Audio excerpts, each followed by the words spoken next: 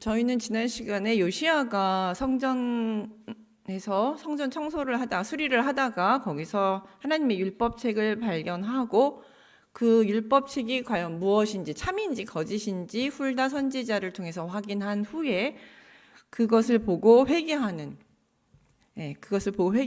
요시야에 대해서 보았습니다.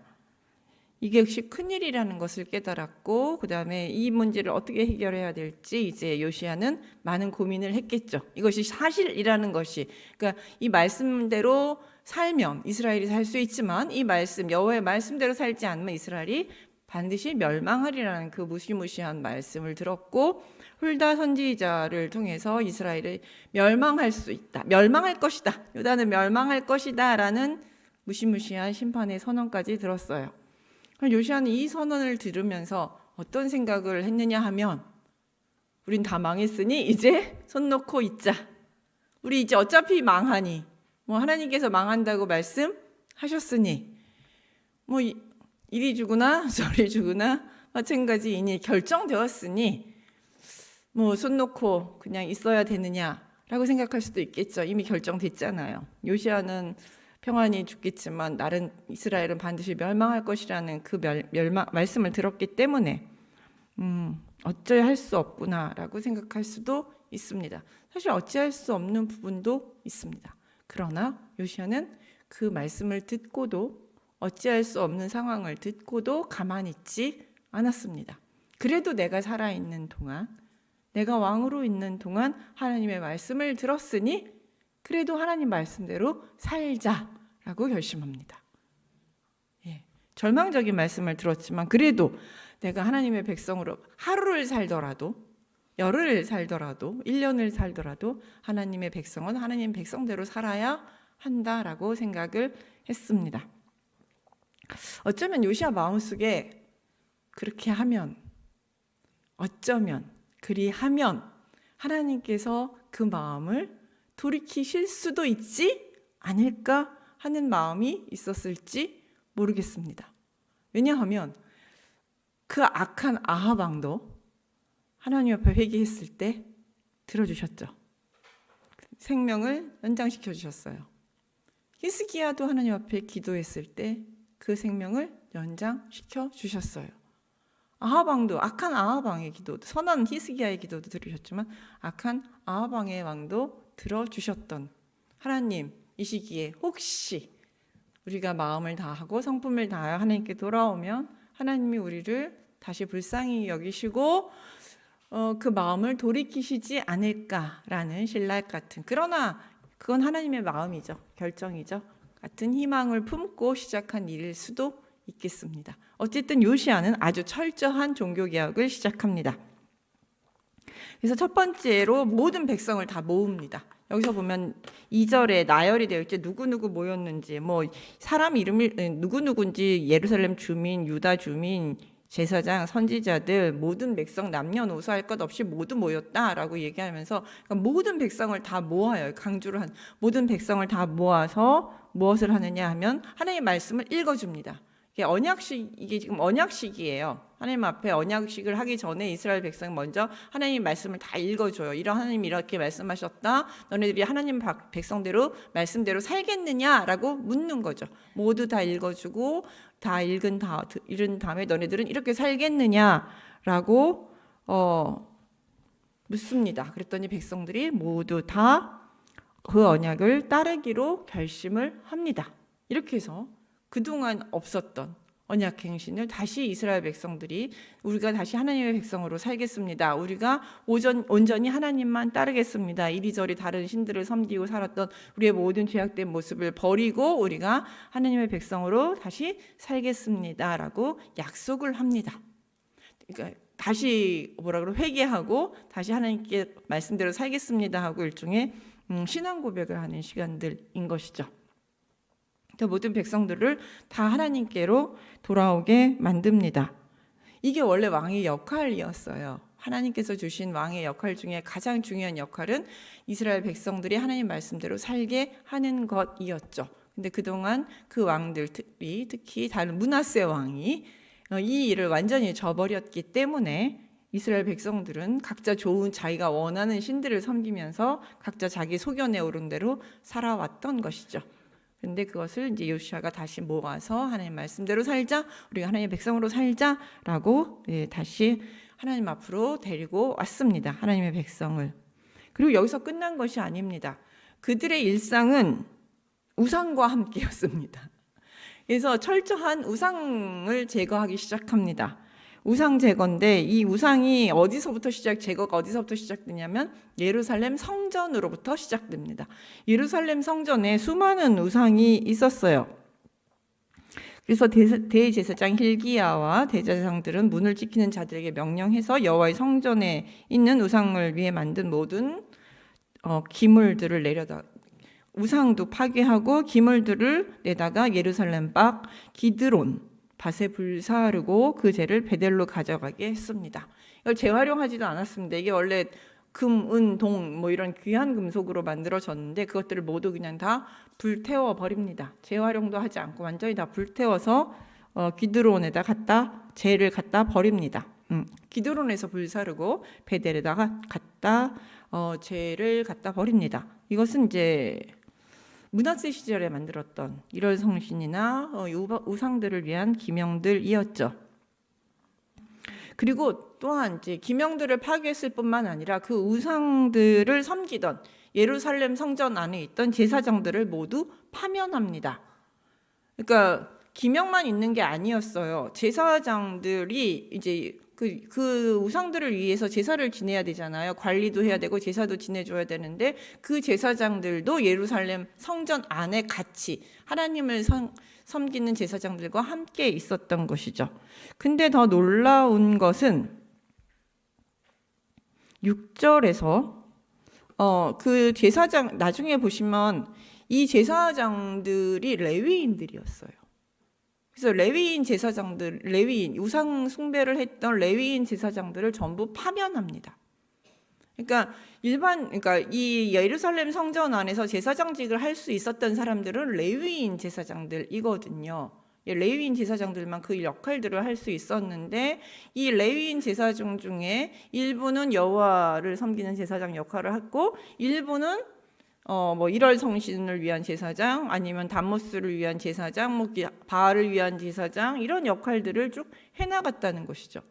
그러니까 종교적 타락이 어디에서부터 이루어졌었느냐 하면 예루살렘 성전 안에서 그럼 다른 우상들을 섬기는 제사장들이 존재할 수 있었던 이유는 뭘까요? 누구의 허락이 있었기 때문에 왕의 허락이 있었겠죠. 첫 번째. 그다음에 대제사장의 허락이 있었겠죠. 그러니까 종교적 타락인 종교적 지도자들이 지혜가 없었고 몰랐고 지혜가 없었다라고 보기보다는 하나님 말씀을 안 믿었던 거죠. 지도자가 하나님 말씀을 안 믿고 말씀대로 살지 않았기에 그런 종교적 타락들이 심각하게 일어날 수 있었고 예루살렘 성전에 하나님을 위한 레위인, 하나님이 특별히 선별한 레위인을 다른 신을 위한 제사장들로 세워서 그 신들을 섬기게 됐던 것이죠. 그래서 나중에 요시아는 이 제사장들을 모두 파면합니다. 죽이지는 않아요. 다만 이제 레위인이기 때문에 무교병은 먹을 수 있게 했다라고 이야기합니다. 여기서 이제 무교병은 19절에 보시면 산당의 제사장들은 예루살렘 여호와의 제단에 올라가지 못하고 이건 이제 파면을 한 것이죠. 다만 그 형제들 중에서 무교병을 먹을 뿐이었더라. 그러니까 절대 우상을 섬겼던 제사장은 여호와를 섬기는 제사장직은 할 수 없게 막았습니다. 제한을 하고 무교병만 먹었다는 것은 레위인은 사실 이 성전 봉사를 하지 않으면 기업이 없잖아요. 그러니까 살 방법, 그러니까 같이 11조는 주고 아니면 먹을 거는 나눠주지만 생계는 유지하지만 절대 여호와 성전에서 제사로 봉사드릴 수는 없게 그 직을 제한을 합니다. 그들의 행동에 대한 책임을 묻는 것이죠. 분명히 잘못을 한 것에 대해서는 우리는 책임을 물어야 합니다. 그들도 좋아서 했겠죠. 대제사장이 시킨다고 하는 거는 아니었죠. 어쩌면 그렇게 섬겼을 때 여호와를 섬기는 것보다 더 많은 재물을 백성들이 가져다가 왜냐하면 제사장은 이 갖는 목 중에 하나가 제사를 드리면 재물이 제사장 거예요. 뭐 일정 부분은 왕의 그 제사를 드려서 뭐 뒷다리나 앞다리나 아니면 심장이나 뭐 이런 것들은 다 하나님께 그러니까 제사를 드려서 태우지만 그 남은 부위 있잖아요. 남은 부위는 제사장 몫이거든요. 그럼 제사장이 먹든지 다 먹어야 되는데 원래는 이제 팔든지 뭐 이러면서 여러 가지 이권들을 챙길 수 있는 길들이 많았기 때문에 뭐 이권을 위해서 이방 신을 위한 제사장이 됐을지도 모르겠습니다. 그게 당연하니까 그게 되는 게 그렇게 크게 흠은 아니었겠죠. 그러다 보니 그렇게 살았고 요시야는 제사 우상들을 없애면서 이런 제사장들도 전부 파면하게 됩니다. 이렇게 이제 근데 이제 이 기명들이나 우상들을 전부 다 파괴한 뒤에 이것들을 어디다가 버리느냐 하면 불태우고 가루를 내서 백성들의 묘지 위에 뿌립니다. 우상들을 전부 태워서 백성들의 묘지 위에 뿌리는데 구약이나 고대 사회에서 시신은 부정한 것이죠. 그래서 가까이 가지 않는 것인데 묘지 위에 뿌린다는 것은 이 모든 것들을 아주 부정하게 만들어서 더 이상 신으로서의 역할을 하지 못하게 부정탄 거예요. 그러니까 쉽게 말하면 부정타서 더 이상 이제 효염이 없는 거죠. 그 무당들 보면 뭐 이렇게 부정탄다 그러고서는 그러면 효과 떨어진다 그러고 부정타니까 뭐 군 망치니까 저도 이건 들은 얘기입니다. 어디 구세 가는데 너무 신실한 기독교인이 가면 부정탄다고 오지 말라고 내쫓는 일이 있다고 합니다. 저도 그냥 들은 얘기예요. 진짜인지는 모르겠지만 어쨌든 간에 다시는 신적 효과가 없게 만들게 하기 위해서 없다고 생각하게 하기 위해서요. 사실은 원래는 효과가 없는데 진짜로 없는데 이렇게 함으로써 모든 백성들이 보기에 이제 이방신들은 아무런 신적인 능력을 가지지 못한다라고 보여줍니다. 참 이런 걸 보면은 형체가 사라지고 이 신 태워지고 그 다음에 이것이 그 부정한 것에 뿌려지면 신의 능력이 사라진다는 거 이게 신입니까? 참 신이야. 제한된 힘이 없는 신이에요. 그런 걸 보면 이스라엘이 그동안 믿었던 신들 우리가 눈에 보이는 신들은 참 무력한 신들입니다. 아무런 힘이 없는 신들입니다. 그 다음에 7절에 보면 좀 더 경악스러운 이야기가 나오는데 또 여호와의 성전 가운데 남창의 집을 헐었으니 그곳은 여인이 아세라를 위하여 휘장을 짜는 처소였더라. 그러니까 여기서는 아세라 신을 섬기는 곳이었는데 이곳에 누가 있었냐면 남창들이 존재를 했었죠. 이 남창은 성전에 제사드리러 오는 남자들이나 여자들과 성관계를 맺음으로써 신의 은혜를 나누는 신의 축복을 나누는 역할을 하는 일종의 사제예요. 사제입니다. 단순한 그 성매매하는 사람들이 아니라 일종의 사제 집단입니다. 그러니까 이렇게 성행위를 통해서 자유로운 성행위를 통해서 신들을 자극해서 좀 더 풍요로운 풍요를 누릴 수 있다고 생각하는 세계관에서 나온 그런 존재들인 것이죠. 근데 이 사람들이 어디 있었다고요? 예루살렘 성전 안에 있었다라는 것이죠. 신명기 23장 18절에 따르면 남창을 뭐라고 표현하냐면 개 같은 자라고 표현해요. 진짜 심한 욕이죠. 제가 그냥 성경에서도 아마 이렇게밖에 표현을 못했어요. 점잖게 표현한 거죠. 야, 개 같은 자라고 표현하면 이들이 번 돈, 청기와 개같이 번 자들, 개 같은 자들이 번 돈은 성전에 바치지 말라. 내가 그들을 가증하게 여긴다 그랬어요. 가증하게 여긴다는 것은 토할 것 같다. 내가 도저히 봐줄 수가 없다라고 생각하는 것이죠. 우상과 거의 같은 급이거든요. 근데 이렇게 하나님께서 가증하게 여기시는 끔찍하게 싫어하시는 행위들 그런 자들이 어디에 있었어요? 예루살렘 성전 안에 있었어요. 저는 이걸 보면서 무슨 생각을 했는지 아세요? 하나님의 인내심은 진짜 대단하시다. 나 같았으면 저거 당장 번개 내려서 예루살렘 성전을 부셔버렸다. 이런 생각이 들었습니다. 그거를 하나님께서 보고 계신 것이었어요. 예, 하나님의 인내심은 정말 뛰어납니다. 그런 일까지 예루살렘 성전 안에서 벌어지고 있었던 것이죠. 그렇기 때문에 그리고 나서 이렇게 해서 이제 예루살렘 성전을 완전히 정화를 합니다. 모든 하나님이 금하신 우상들, 그다음에 제사장들, 심지어 남창들까지 있었던 모든 더러운 것들을 제거합니다. 그리고 이제 예루살렘 성전을 깨끗하게 한 다음에 그다음에는 유다 지역에 있는 모든 것들을 이제 제거하기 시작합니다. 유다 땅에 있던 모든 우상과 그다음에 우상을 섬기는 제사장들을 이제 제거합니다. 그래서 보면은 8절에 각 유다 성읍에서 모든 제사장을 불러오고 또 제사장이 분향하던 산당을 게바에서부터 부엘세바까지 더럽게 하고 성문의 산당들을 헐어버렸으며 이 산당들은 그 성읍의 지도자 여호수아의 대문 어기 곧 성문 왼쪽에 있었더라.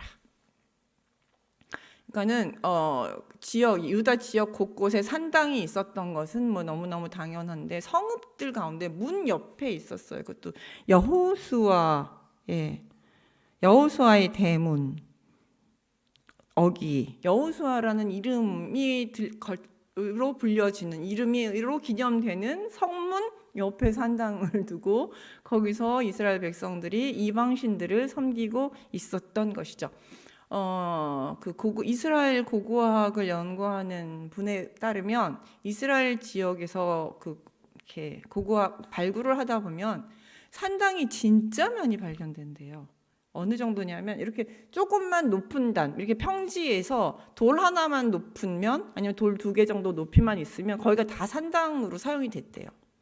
그러니까 돌 하나, 돌 2개 얹어서 이렇게 조금만 높게 만들면 거기 쫓아가가지고 제사 드리고 분향하고 하는 그게 산당이래요.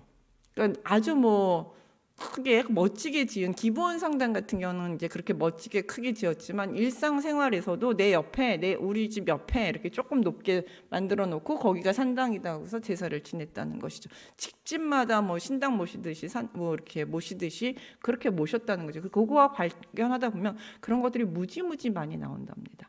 그리고 또 하나는 고고학 발견하다 보면은 있죠. 흙으로 만든 인형들. 우상들이 각 집에 부엌에 엄청 많이 나온대요. 부엌마다 발견하다 보면 엄청 많이 나온다고 합니다. 그러니까 예루살렘 성전에 이렇게 많은 우상들이 있었으니 민간에서는 얼마나 많은 우상들을 섬겼겠습니까? 그러니까 집집마다 그냥 파면은 다 요만한 나무로 만든 우상, 돌로 만든 우상, 흙으로 만든 우상들이 부지기수로 발굴이 된다고 합니다.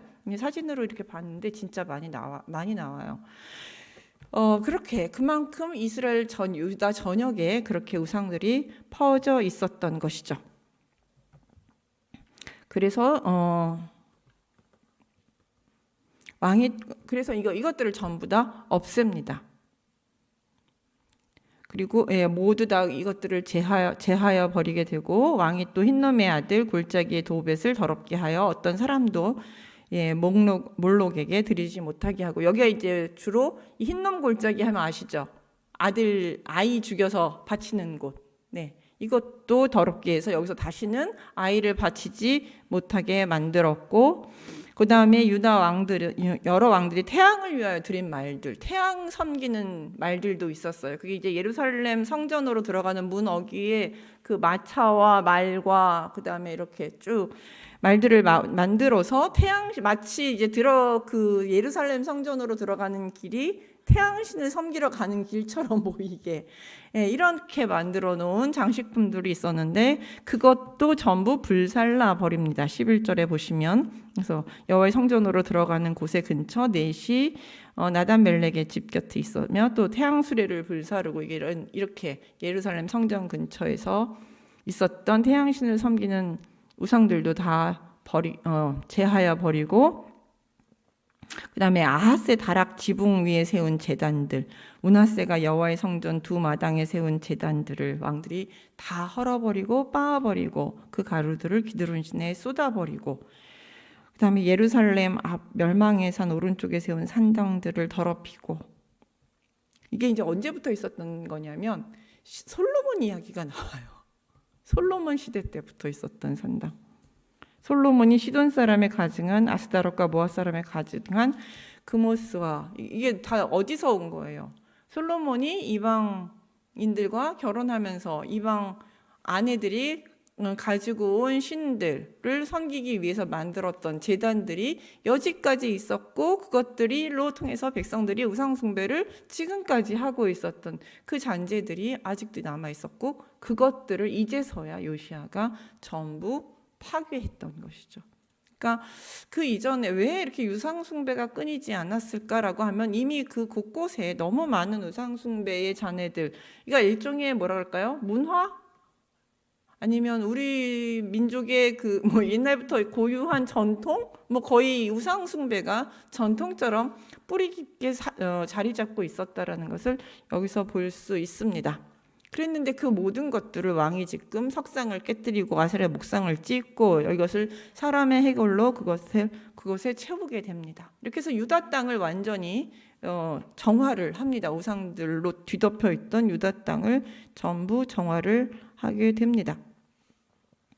그 다음에 이 15절부터 보시면 이제 그 이스라엘 땅, 그 전에 북이스라엘 지역이었던 이스라엘 땅에 있던 곳을 정화하는데, 여기서 이제 가장 중요한 정화 작업은 여로보암이 세웠던 황금송아지, 단과 베델에 있었던 황금송아지이죠.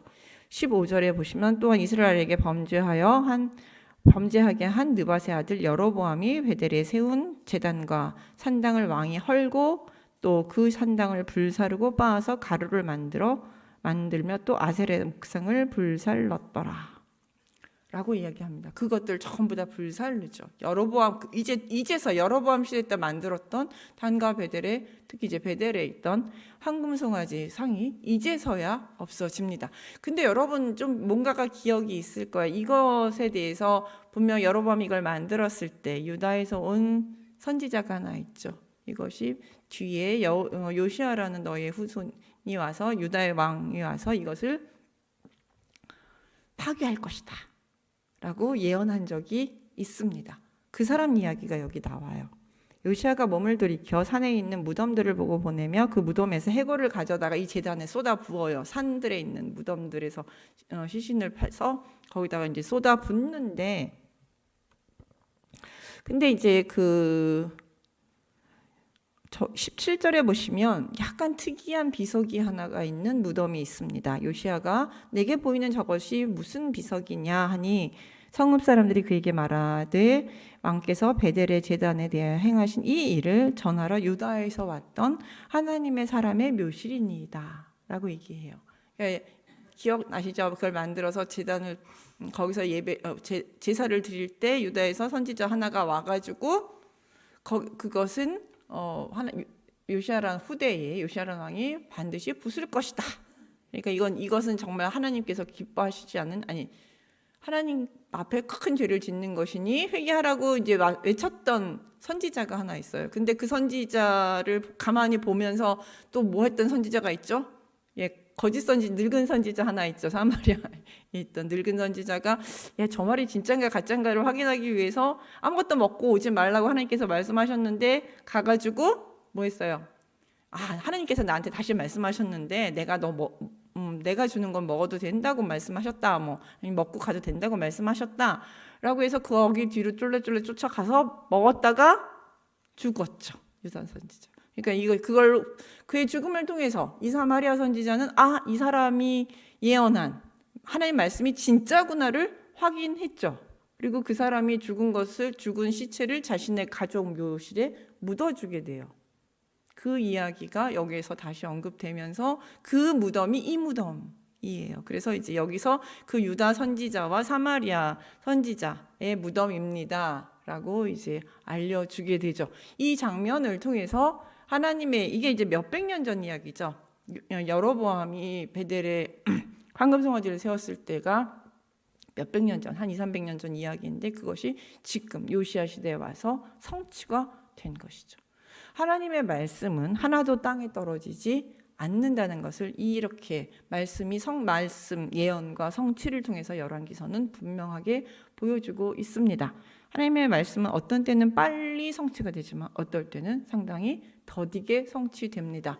하나님 앞에 그런 경험 있지 않나요? 여러분들이 살짝 지나가는 듯 하나님께 옛날에 딱 기도를 했는데 어느 날 깨닫고 보니 그 기도가 나는 잊었는데 하나님은 기억하시고 그 기도에 응답하셨던 기억들 혹시 있으세요?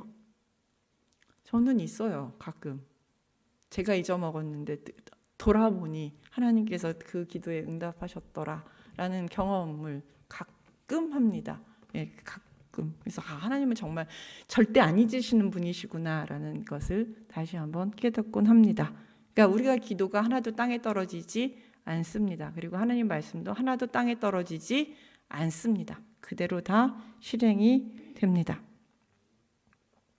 그렇기 때문에 이렇게 모든 샅샅이 모든 이스라엘 땅에 있던 모든 것들을 하나씩 제거해 나가기 시작합니다. 그리고 이제 여기서 또 한 것이 한 사람들이 제거가 되는데 19절에 보시면 전에 이스라엘 여러 왕들이 사마리아 각 성읍에 지어서 여호와를 경노하게 한 산당을 요시야가 다 제거하되 베델에서 행한 모든 일대로 행하고 또 거기에 있는 산당의 제사장들을 다 제단 위에서 죽이고 사람의 해골을 제단 위에 불사르고 예루살렘으로 돌아왔더라. 그래서 제단을 완전히 못 쓰게 만들었을 뿐만 아니라 그 우상을 섬겼던 제사장들, 이 사람들은 레위 제사장들이 아니에요.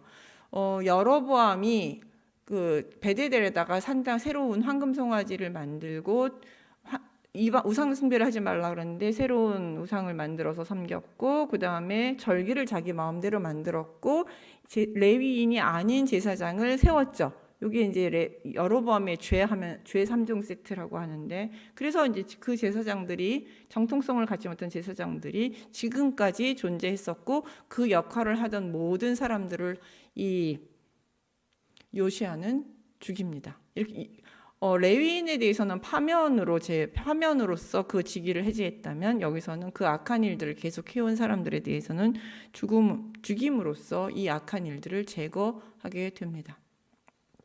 사입이죠. 이 사람들은 사입이고 이단입니다. 이단에 대한 처벌은 더 강력하게 이루어진 것이죠. 왜냐하면 이 사람 하나님께서 신명기에서 보시면 이렇게 다른 신을 섬기자라고 말하는 자들에 대해서는 반드시 죽이라고 신명기 13장 나와 있거든요. 근데 제가 어저께 이제 신명기 13장을 보면서 거기 뭐라고 나오냐면 그가 점도 치고 뭐 그가 말한 것이 다 이루어지더라도 예언을 해서 이루어졌어요. 그리고 병도 고쳤어요. 그 다음에 뭔가 뭐라 그럴까요? 뛰어난 일들을 했어요. 비가 오기 기도했는데 비도 오기도 하고 뭐 여러 가지 놀라운 일들을 기적을 베풀었어요. 그래서 사람들이 와 정말 진정한 선지자이고 진정한 제사장이구나라고 이제 다 추앙을 하겠죠. 근데 그가 다른 신을 우리가 잘 알지 못하는 다른 신을 섬기자라고 말하는 순간 너희들은 그를 죽이라고 얘기해요. 하나님이 아닌 다른 신을 섬기자고 말하는 순간 그 모든 기적, 능력, 힘은 다 소용이 없다는 것이죠. 우리가 무엇을 따라야 되는지에 대한 정확한 기준을 우리에게 주고 있어요. 여로보암이 왜 문제가 됐느냐 하면 다른 신을 섬기자고 얘기했기 때문에 하나님이 아닌 다른 신, 자기는 하나님이라고 얘기하지만 하나님이 아닌 다른 신을 섬기게 내내 만들었기 때문에 하나님께서는 여로보암의 죄를 가장 크게 보셨던 것이죠. 그래서 우리에게 가장 중요한 것은 능력이 아닙니다. 그가 아무리 큰 능력을 행하고 예언을 하고 병을 고치고 막 사람 뒤로 쓰러지게 만들어도 하나님 말씀 다른 신을 섬기자 하고 성경과 다른 이야기를 하면 우리는 그는 가짜라고 보고 돌아서야 되고 우리 안에서 배제를 해야 하는 것이죠. 그것이 하나님의 말씀입니다. 어쨌든 이 사람들은 그것에 해당이 되는 사람들이고 다른 신을 섬기게 만들었던 사람들이기 때문에 하나님께서 요시아는 하나도 남기지 않고 전부 죽이게 됩니다. 이렇게 개혁이라는 것은 하나하나 내 안에 있던 잘못된 것들을 다 하나씩 제거해 나가는 과정입니다. 근데 이 과정 지금 성경에서 쭉 기록해 나가고 있죠. 근데 이 과정이 정말 쉬웠을까요? 왕이 명령하면 그 밑에 사람들이 일사불란하게 백성들이 뭐 약속을 했으니 일사불란하게 다 자기네 집에 있던 우상까지 다 들고 나와서 다 불태웠을까요? 오늘 하나님 앞에 내가 언약을 맺었으니 나는 모든 것을 다 버리겠다라고 생각하고 우상을 불태우고 쓰러뜨리고 그 위에다 우상의 재들을 막 무덤에 뿌리고 하는 모든 일들을 하는 것에 대해서 모두 즐겁게 참여했을까요? 내가 그 신을 날마다 섬겼고 그 신에 대해서 복을 빌었고 그 신에 대해 받은 은혜도 있겠죠. 뭔가 있겠죠. 뭐 병고침을 받았을 수도 있어요. 내가 어느 신에게 치성을 드렸더니 병고침을 받았다더라. 어느 신에게 치성을 드렸더니 내가 우리 집에 좀 부자가 되었다더라. 어느 신에게 치성을 드렸더니 내가 아들을 얻었다더라. 이런 얘기들이 없었을까요? 그런 거 하나도 없이 그냥 치성만 드렸을까요? 그렇지는 않았을 거예요. 왜? 그렇지는 않았을 거예요. 이런 신들이 다 힘이 있고 영험하다고 생각해서 그들은 나름대로 그 신들을 섬겼겠죠. 근데 그리고 왜 이스라엘 땅에 이렇게 많은 신들이 요시야 시대 때, 므낫세 시대 때 있었을까요? 므낫세를 얘기하면서 우리가 얘기했었죠. 므낫세가 왜 그런 많은 신들을 드렸을까? 여호와가 힘이 없다고 생각해서. 여호와는 힘이 없으니까 우리가 요 모양 요 꼴로 사니까 다른 신들을 섬기는 게 훨씬 더 유익하지 않을까. 이 신도 섬겨보고 저 신도 섬겨보고 그 신도 섬겨보고 아수르 보니까 아수르 잘 살아. 그럼 아수르 신도 섬기고 모압 보니까 모압도 괜찮네. 모압 신도 섬기고 암몬 보니까 암몬도 먹고 사는데 지장은 없는 것 같아. 암몬 신 섬기고 어딜 갔더니 누구는 어느 신 갔더니 그 신은 병 고치는데 유능하대. 그러니까 그럼 그 신도 섬기고. 왜냐? 하나님은 나한테 별로 해주는 게 없는 것 같아. 우리 하나님은 너무 힘이 약해. 내가 열심히 섬겨봤는데 우리는 맨날 여기 치이고 저기 치여. 이렇게 편안하게 살아본 적이 없는 것 같아 라고 생각하고 이 신 저 신을 섬기면서 얘를 전부 가져다 놓아서 예루살렘 성전을 신들의 만신전을 만들어 놓은 거죠. 그러니까 모든 신들을 모아놓는 만신전을 만들어 놓은 이유는 하나님에 대한 불신앙, 그 더 근본적인 이유는 불안이죠. 불안.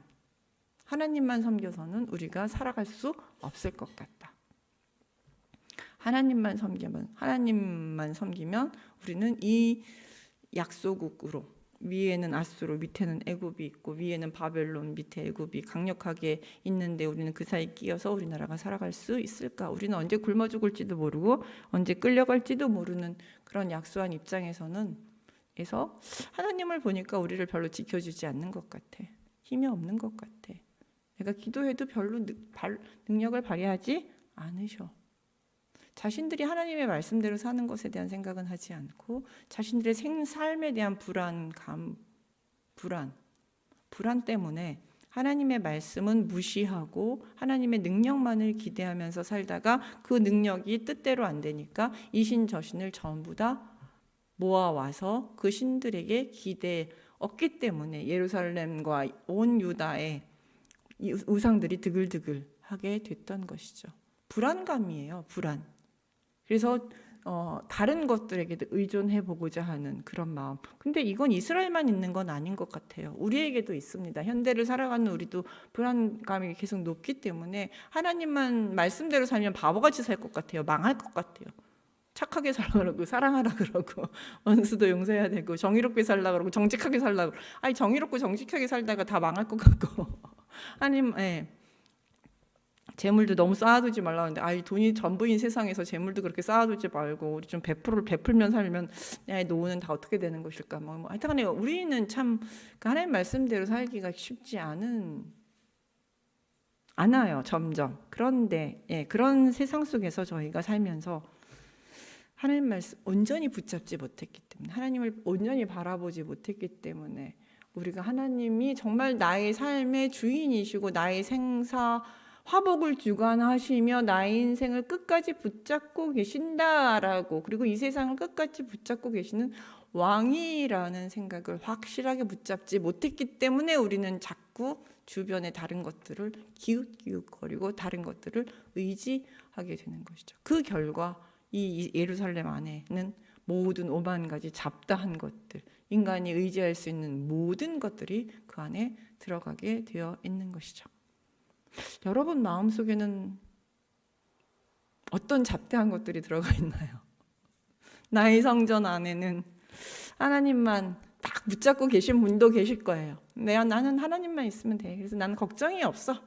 나는 뭐 풍랑이 쳐도 하나님만 계시니, 예수님이 계시니 괜찮고, 내가 뭐 아파도, 내가 뭐 삶이 좀 어려워도 하나님만 계시니 나는 괜찮아 라고 생각하고 사시는 분이 과연 몇이나 될까요? 한번 여러분 마음속을 들여다보시고 내 안에, 내 예루살렘, 내 성전 안에 하나님 말고 다른 두려운 것이 뭐가 있는 것인지 여러분도 살펴보고, 여러분도 오늘 이번 주 우리의 삶 속에서 자꾸 다른 것들을 들여오려고 할 때 경계하시고, 다른 것들이 들어왔을 때 무엇이 내 속에 다른 것이 들어왔는지 살펴보시고, 그것들을 어떻게 제거해 내가야 할지, 어떻게 단호하게 끊어내야 될지 고민하고 생각하셨으면 좋겠습니다. 오늘 이 시간 나의 마음속에 무엇이 지금 주인 노릇을 하고 있는지 여러분들이 한번 생각하시면서, 요시야는 이게 쉽지는 않아요. 아마 많은 백성들이 그렇게 하면 아니되옵니다. 그렇게 하면 우리 다 죽어요.